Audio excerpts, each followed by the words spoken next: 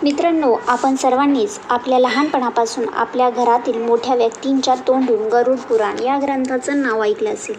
आणि हे गरुड पुराण नाव ऐकलं की आपल्या डोळ्यासमोर काय येतं?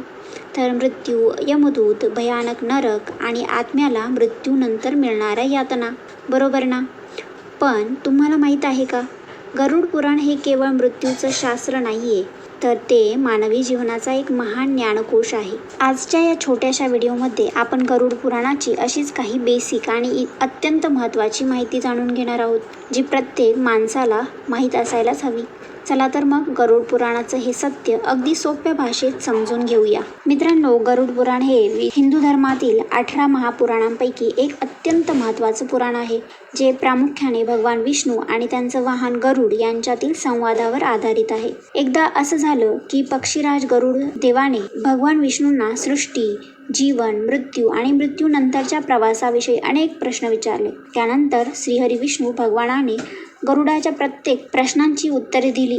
म्हणून गरुडाने विचारलेली प्रश्ने आणि श्रीहरी विष्णूने दिलेली उत्तरे, त्यांचा संवाद हा गरुड पुराणात वर्णित केलेला आहे. मित्रांनो, गरुड पुराणाचे 2 मुख्य भाग आहेत. पहिला भाग पूर्वखंड म्हणून ओळखला जातो आणि दुसरा भाग हा उत्तरखंड म्हणून ओळखला जातो. गरुड पुराणाचा जो पूर्वखंड आहे त्याला आचारकांड असंही म्हणतात. यात मानवी जीवनाशी संबंधित गोष्टींची माहिती दिलेली आहे, जसं की भक्ती, पूजा पद्धती आणि विष्णूचे अवतार, तसेच सदाचार, नीतिमूल्ये, कर्तव्ये आणि सुखी जीवनाचे नियम, आयुर्वेद, ज्योतिषशास्त्र, रत्नशास्त्र, औषधी वनस्पती, राजाची कर्तव्ये आणि राजकारण याची माहिती किंवा या गोष्टींची चर्चा या पूर्वखंडात केलेली आहे. आता वळूया उत्तरखंडाकडे, ज्याला प्रेतकल्प असंही म्हणतात. यात मृत्यू आणि आत्म्याशी संबंधित गोष्टींचं वर्णन केलेलं आहे, जसं की मृत्यूच्या वेळेची परिस्थिती काय असते आणि मृत्यूनंतर आत्म्याला यमलोकाचा प्रवास कसा असतो, तसेच माणसाच्या कर्मानुसार त्याला मृत्यूनंतर स्वर्ग मिळेल की नरक मिळेल याबद्दलची माहिती यात दिलेली आहे. तसेच मेलेल्या माणसाचे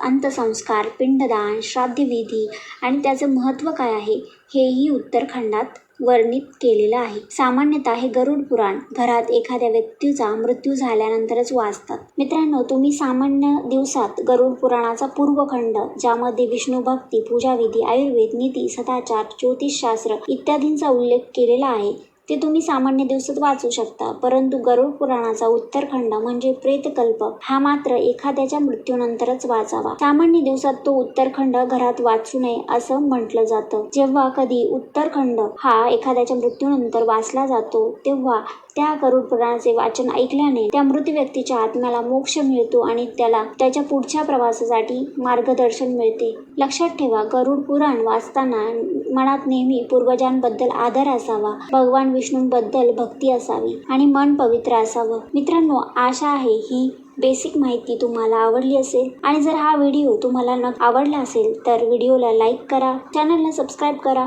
आणि कमेंट सेक्शनमध्ये लिहा ओम नमो भगवते वासुदेवाय. तसेच मित्रांनो, पुढच्या व्हिडिओमध्ये मी गरुड पुराणाचा उत्तरखंड आणि पूर्वखंड यात काय काय वर्णित केलेलं आहे हे डिटेलमध्ये तुम्हाला सांगणार आहे. त्यामुळे माझ्या व्हिडिओची वाट बघा.